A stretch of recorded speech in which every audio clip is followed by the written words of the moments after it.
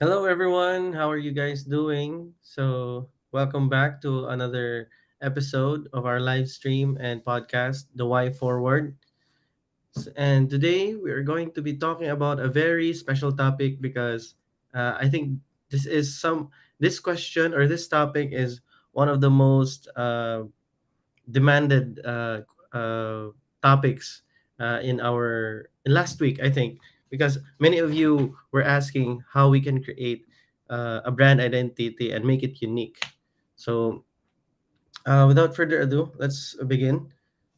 So for today, the question is the topic that we have right now is how to create a unique brand identity. Well, first of all, let's take a step back. Um, let's try to define what is a brand identity and what makes it unique. So for us, for brand strategists, freelancers, small business owners, and other entrepreneurs, brand identity is simply uh, the face, the name, and how your brand could be recalled by your customers or by your target market. So it could be seen in your website design, your logo, your voice, your tagline, anything that makes your brand stand out in the crowd. So, how do we make our brand? Before I proceed to the main topic, I like to ask you guys: do you know what sets you apart from your competitors? You as a freelancer, you as a business owner, you as an entrepreneur. Send me a heart if your answer is yes, and send me a star if you're here to learn. For me, I already know what sets me apart from my competitors, but still, I'm here to learn, even though I'm the one who's discussing this right now. So, if I can, I would send a heart and a star at the same time. So, with that said, if you want to know how to thrive in a crowded market, you need to be popular, but you also have to be different. So, what does this mean? So, in a crowded market, the way you can be popular is uh, to be someone or something that all the people in that market already knows. So you have to be familiar to them, and you have to be someone that is very visible to them, and yeah, something that is not new. Uh, because you become popular by being seen, by being always there, always visible, and at the same time by being likable as a brand. But then you won't be able to stand out. So you have to be different. The only way for you to stand out is to be really different. Our brains are really wired to know what's different. So when you see a brand that you think that's new, then your attention would be caught. But then if you find that that brand is kind of boring, kind of um, something that is not new to you and to everyone else, or you see that everyone else is just ignoring them, then the brand won't stand out for you. You won't even be able to recall them, or yeah, you would forget them. So the way for you to thrive in a crowded market is to be popular, but also at the same time to be different. Now, how do we do this? I have a framework here that we can use to be both popular but at the same time different. So we have to understand the difference between the blue ocean and the red ocean strategy that most advertisers, brand strategists, designers, marketers are using today. Even startup founders are using this when they create their own brand. So what is the blue ocean and what is the red ocean? And why is it called an ocean? Anyway, the blue ocean, let's go first with the red ocean. The red ocean is when a market has so much competitors that the whole market landscape is very competitive. So you have competitors from left to right. You're competing on price, on features, on benefits, on brand, And this type of market is very, very hard for us to enter if we're a new brand. And that's why there's also what we call the blue ocean. The blue ocean is when the market is still new. No one is serving this type of market or this type of niche, and no one has solved. It is when you innovate and when you try to create a product or a service or offer that is very unique to uh, to the market or to the industry. That's called a blue ocean strategy. So now, why am I talking about this? Because for us to be able to be popular at the same time different, we need to find the sweet spot between the red ocean and the blue ocean. So why do we need to find this? Because for in order for us to be popular, we need to make something that everyone already knows. So that's the red ocean strategy. But at the same time, we need to differentiate ourselves in a way that no other competitors of ours can be able to fulfill it in that way. And that's what I call the purple ocean, because red and blue equals purple, right? So yeah, color 101. And yeah, create a purple ocean where you can say that your brand is the only brand in your own industry that is different in this kind of way. So let's say, for example, um, Apple. Apple is the only electronics company that thinks different and serves the the artist in their heart and in their mind. So something like that. Because in their tagline, they say think different, right? Let's say for Harley Davidson, uh, Harley Davidson is the only motorcycle company that uh, that serves, or maybe that creates a community of macho men in the highway or something like that. So that could be your purple ocean. So one way that we can create our purple ocean is to answer these guide questions. So yeah, here are some questions that you can ask yourself when you are creating your own brand, your own unique brand identity. So what is your industry category? So try to find out where you fit in this industry and create a category of your own. Or, yeah, you can go into a common category if you want. And then, how are you different in that industry category? Who is your customer? Where are they located? Why should they care? And when do they need you? So it could look like something like this. So, yeah, here's an example. For our example a while ago, let's say Harley Davidson, our brand is the only motorcycle manufacturer that makes big and loud motorcycles for macho guys and macho wannabes, mostly in the United States, who want to join a gang of cowboys in an era of decreasing personal freedom. So here we can see they're answering all the questions and creating one statement out of it. So you can use this as a template so that you would know, you would be guided on what to focus and what direction should you take your unique brand identity. So for Harley Davidson, they are one of the thousands of motorcycle manufacturers, but the way they are different is that they make big and loud motorcycles. So yeah, for me too, I think in the industry they are they are not maybe the one, but they're the most recalled brand when it comes to big, loud motorcycles. For macho guys, yeah, all those bike gangs, or yeah, macho wannabes, all those uh, bike enthusiasts who want to go on touring on the highway. And when they started, they were targeting people mostly in the United States. And why? In this part, I really like this because the way they answered the question of why is because they really tried to dial in on the aspirational identity of this macho guys, because these guys want to join a gang of cowboys. So in the United States, there's nothing more macho than that.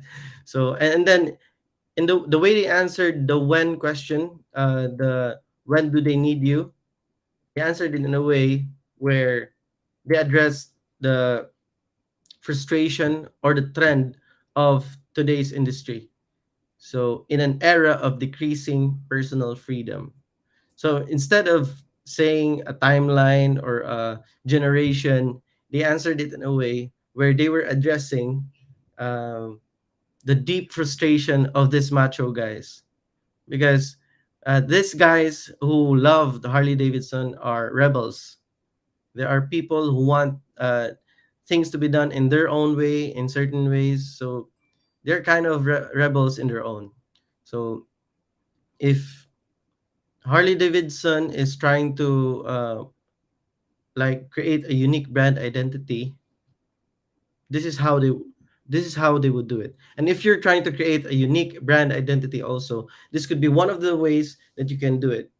So first, you try to see your purple ocean. So to really frame your mindset on how we should look on our industry and our brand. And then from there, you can answer these questions in the way Harley Davidson has answered it on their own. So from there, you would be able to create a brand that will be unique, a brand and identity that would be unique because they have now a basis on what, how, who, where, why, and when their brand is needed. Why is it important that they should target this types of market segment, and then how are they different? So now this is not an identity, right? Because when we talk about branding, um, or when we talk about brand identity, we think of logos, we think of brand names, we think of taglines, website design, we think of social media colors or something like that. But I wanted to talk about this because this is the conceptualization stage when we are trying to create our unique brand identity. Because the next part of this discussion is how do we think of uh, of identity, of brand identity? So let's think of a brand as a person. What makes their identity unique? Because the question is, how do we create a unique identity, right?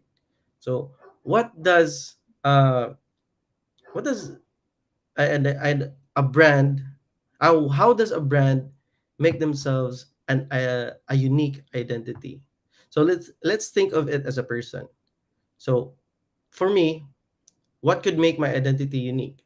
It could be the way I talk, it could be my voice, it could be the clothes that I wear, it could be the gadgets that I use, it could be my phone number, it could be any type of thing that makes you identify me as a person. But what makes me unique? What is it? What is something that other people don't have as an identity when it comes to myself or when it comes to you, right? If you think of yourself as a brand or if you think of your brand as a person. So there are three things that really comes to mind when it comes to how our identity is unique. So first is our name. So how do we identify the person? Of course, we call them by their name, right? And yeah, sometimes some people have the same names, but when you take the full name of a person, it's always different. And sometimes maybe 50 to 80% different. So that's the thing. That's one element that we can make a person unique by naming them. And if you transpose that into branding, we are now talking about the brand name. And then another sure way that we can identify a person uh, that makes them unique is their face. If we can recognize their face, then we recognize their identity. And every phrase is not the same, well, except for twins. But then again, if you think about physical appearances, even twins don't have the same thumb thumbprints. So if you can create, if we think about the person as a brand again, what is the face of the brand? What is the physical, visual appearance of a brand? It's the logo, right? And just like a logo, just like a person, a logo could become an avatar. Just like a person, if you dress up a person in certain ways that is still true to who he is, then you have an icon there that could be an avatar. So the logo can still retain its original um, form, and but they can evolve as time goes by, and you can dress them up like maybe in events, just like in Instagram uh, when they created the rainbow icon or logo from Instagram. So that's how we can create avatars using our own logo. So those are the two things that is mainly noticed when we think about unique identity, unique brand identity. What makes them unique? Their name and their logo. Now, there's another thing that if we think of a brand as of a person as a brand, or we think of a brand as a person, there's also the voice of the person. Sometimes when uh, these three are, I mean, sometimes when you hear a person's voice, you quickly identify who they are, right? A person could even have a catchphrase of their own, or the way they talk, their personality, the feeling, the vibe of this person. And when we think of a brand, nothing encompasses more of the vibe, the feeling, the impact, the voice of a brand when you create a tagline. The tagline encompasses all of that in a brand. So when you have the brand name, the logo, and a tagline, you now have a unique brand identity. So those are the foundation of a unique brand identity. If you look at the tagline alone, it doesn't really make them unique, right? Because any person can create uh, a series of words or a group of words.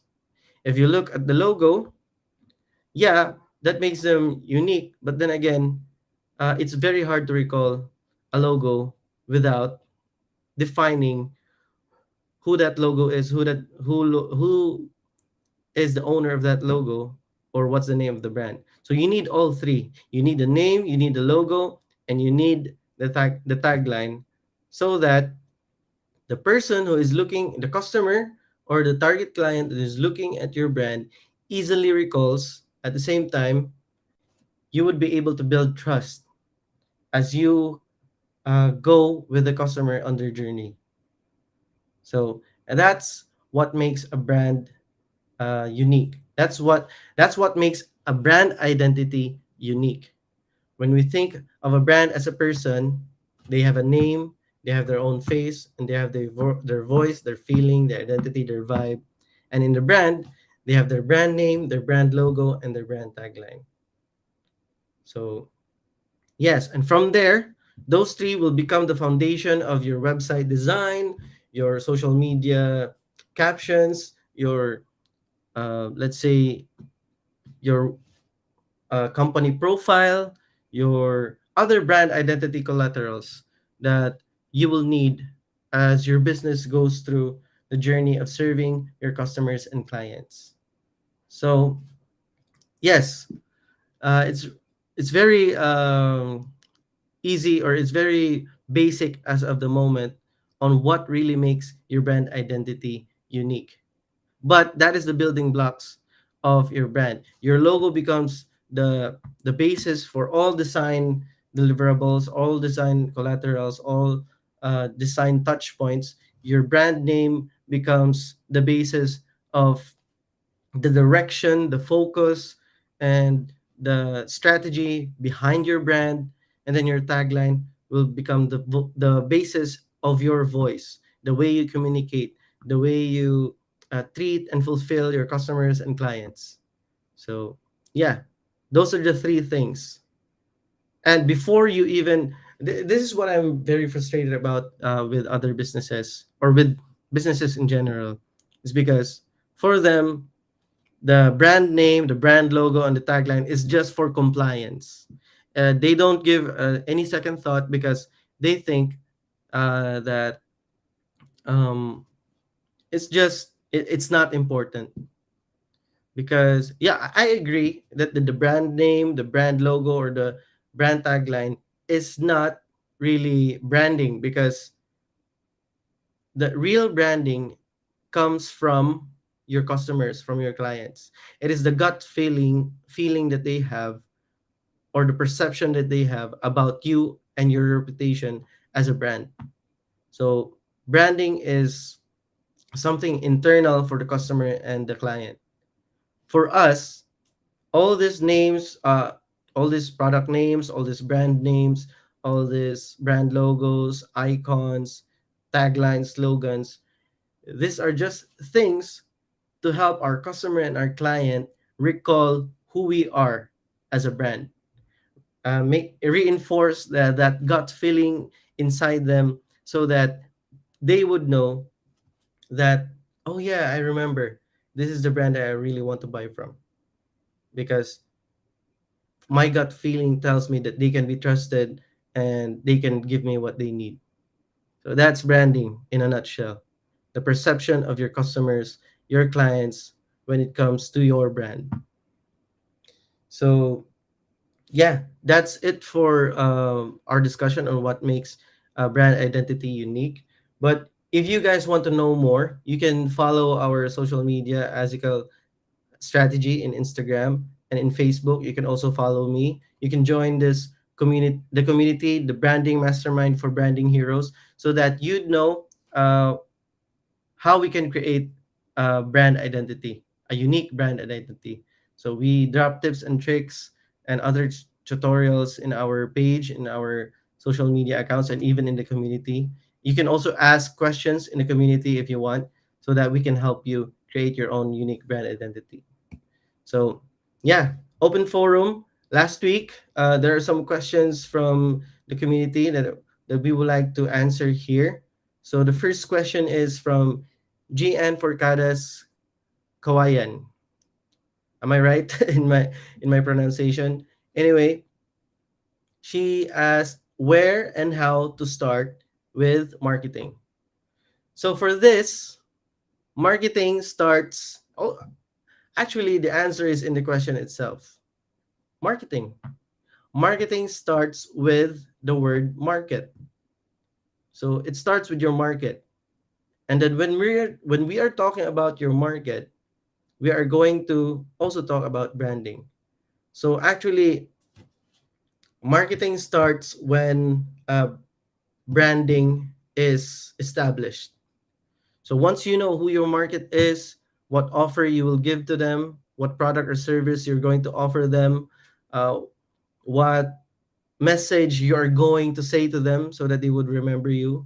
From there, you have a brand name, you have a brand logo, and a tagline. You start marketing either inbound or outbound. So I answered the question where. So marketing starts in the market. But how do we start with marketing? So we start with branding. And then from there, you either do inbound or outbound marketing. So inbound marketing is more on attracting your customers, and outbound marketing is interrupting your customers to really tell them what your brand or what your message is. So yeah, that's how you can start with marketing. So I hope I was able to answer the question.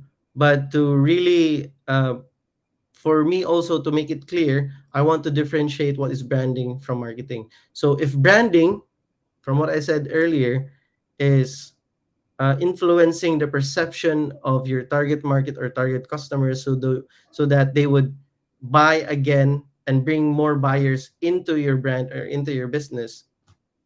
Marketing is more on attracting customers so that you can nurture them, change their beliefs with the intent of selling them your offer. So that is marketing for me. Marketing is more penetrating than branding, because branding is inside the mind of your customers, while marketing is more on what they see, what they hear from you as a brand. So if you have a brand identity, the brand execution of that identity is marketing. And yeah, the second question is, what role does branding play in lead generation and content creation? So this is kind of connected to the last question, right? So I mentioned inbound and outbound marketing. So lead generation is kind of inbound and outbound, but content creation is more on inbound marketing. So when we use branding in these two activities, or in these two brand executions, what branding can give them is focus and direction. In a sense of, in lead generation, we know what types of leads we are going to generate for the brand, what type of prospects we are going to research for the brand. And in content creation, branding gives also direction and focus for the brand, because in content creation, you need to have a certain voice, a certain message, and a certain style of creating content, so that they would differentiate, or they would recall that, oh yeah, this is this is your brand, or this is the brand that I've been listening to, or this is the brand that I've been seeing. So if you're consistent in um, in your brand message, that could be translated in your content creation, then you would be more it would be more easy, or easier for your target market, or your target customers to recall who you are. So the role that branding plays in lead generation, content creation: two words: focus and direction. So that, because if you're trying to target everyone, you're targeting no one. That's the rule of advertising and marketing, which branding gives. Branding gives focus and direction to marketing and advertising. Lead generation is one of the uh, activities and tactics used in marketing and also in advertising. So yeah, if you know who to target, what leads to target, and if you know what content you would create, it lead generation and content creation becomes easier, right? So branding makes lead generation, content creation easier by giving them focus and by giving them direction. So that's the role of branding in lead generation, content creation. The third question is, what is internal branding? The way I understand this is, I think in corporate, so in corporate, internal branding could be how we teach our, or educate or nurture our employees, so that they would know the ins and outs of what our brand is all about. So for me, um, yeah, internal branding is something that you would do it in that way, because in what I believe, I don't know if other businesses believe this also, but for me, I firmly believe that employees should be treated also as customers, even if they don't really help the business financially. They help the business when it comes to time and effort. So those are the three currencies when it comes to business: how much effort you put in, how much time you put in, and how much financial or financing you put into the business. So employees are customers in a way because they provide time and effort for your business. So yeah. Also, if you have a brand that, or if you have a team of employees, rank and file, management, executives who know what the brand or the business is all about in and out. You educate them in the brand, the mission, the vision, the message, the unique value proposition, and other things that relate to who and what your brand is all about. Then you would have a very strong team that is able to collaborate in a very efficient way because they know the vision, they have direction, they have clarity, they have focus, and they have direction. So if you can provide those three for your employees, you would have a very, very strong team. And not just strong, you have a very loyal team. And you would be able to know who among your team should stay inside your brand. Because you now have a qualification when it comes to attitude and values and beliefs. When you work with people who has the same values, who has the same beliefs, who has the same vision and mission as you, it's much easier to execute ideas because there would be less resistance. If there would be resistance, it would be easier to compromise because you know these people also want the same, uh, just want the same goal for the brand. So collaboration would now be easier. So yeah, I think that's all with our questions. Do we have any questions in the group? Oh, I see. There are a lot of questions here. All right. So one of the questions that I see here is, oh yeah, there's a question here. Coach, ask ko lang. In determining your own branding, how much is the percent of your brand? How much the percent of your branding is your target market? I mean, how can you attract your target market through your branding? Percent. When it comes to percentage of branding, when it comes to your market, how much percentage is that in your branding? Is that the way? Yeah, it's what I understand so far. So for me, your market is, for me it's 100%. Oh no, yeah, yeah, because because branding is the intersection between your market, uh, your offer, and who you are as a person. Then your brand, your market could be a third of your branding, one third or 33%, 33.3333% of your branding. Because if you find the intersection between your market, your business, and who you are as a person, uh, you become a trend maker, not a trend seeker or a trend follower. If you see Apple, how they do their branding, they do not let themselves be dictated by their market all the time. So sometimes they're the ones who are influencing their market to create a trend. You become a mover and a shaker of the industry when um, you are not a slave of your market. Don't be a bitch of your market. So yeah, if you want to attract your target market through your branding, you just have to put, you just have to create a message, an archetype, or uh, yeah, an identity that your target market will be able to relate to. You just have to be relevant to them, relatable, but at the same time, you also have to be very different, very something that they aspire to become or aspire to have. That's the way to really attract your target market.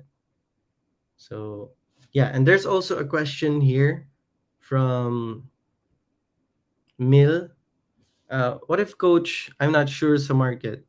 Paano ko malalaman na yun talaga without getting hurt and disappointed?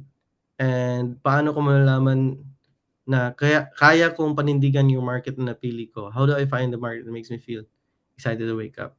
This is a very good question because um, this is what I talked about in my very first episode, the Ikigai uh, framework, if the market that you chose is very uh, is 100% connected to your passion, your mission in life, your vocation, and your mission, I mean your profession, something that really something that you love doing for the rest of your life, something that you're very good at doing, something that people will pay a lot of money for you to do, and something that a lot of people are calling for you to do it, then yeah, that's your market, that's your purpose, that's your serendipity, that's your destiny.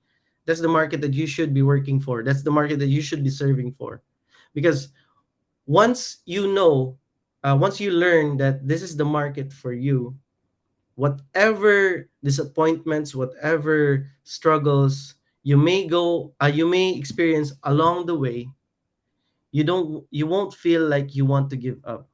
Because now, the market that you're serving is part of who you are as a person. Once you let go of serving or give up on serving that market, you become uh, a completely different person. You don't become who you are anymore.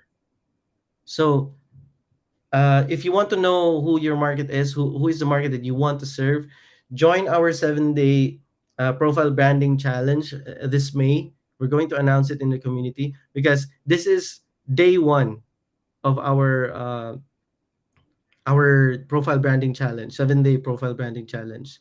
We try to find your ikigai, your purpose, your reason for being, and then convert that into a market that you will serve, so that you would be excited to wake up every day and then yeah, serve this market because it's part of who you are.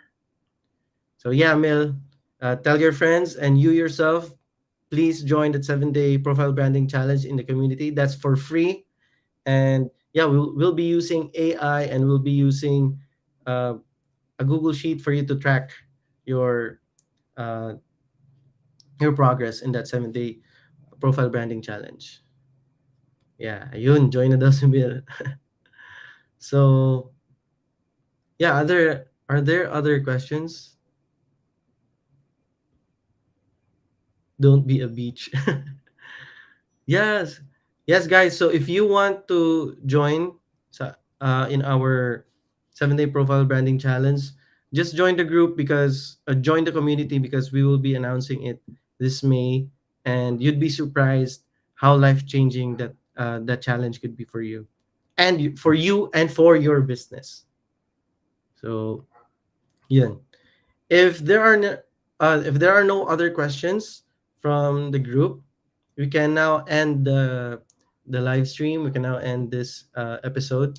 So thank you so much for joining us, for all the people that have joined the stream, and hopefully you would be able to join the 7 day profile branding challenge, because this is just us giving back to the community. We really want more people to create more successful brands, or at least help us create more successful brands, so that we can create more jobs. Because there are more if there are more successful businesses and brands, and they become if they grow, once they grow, they will need more roles, they will need more people inside the business, so they would create more jobs for those who need it. There is something very close to my heart, because um, in every 1% of unemployment rate that goes downward,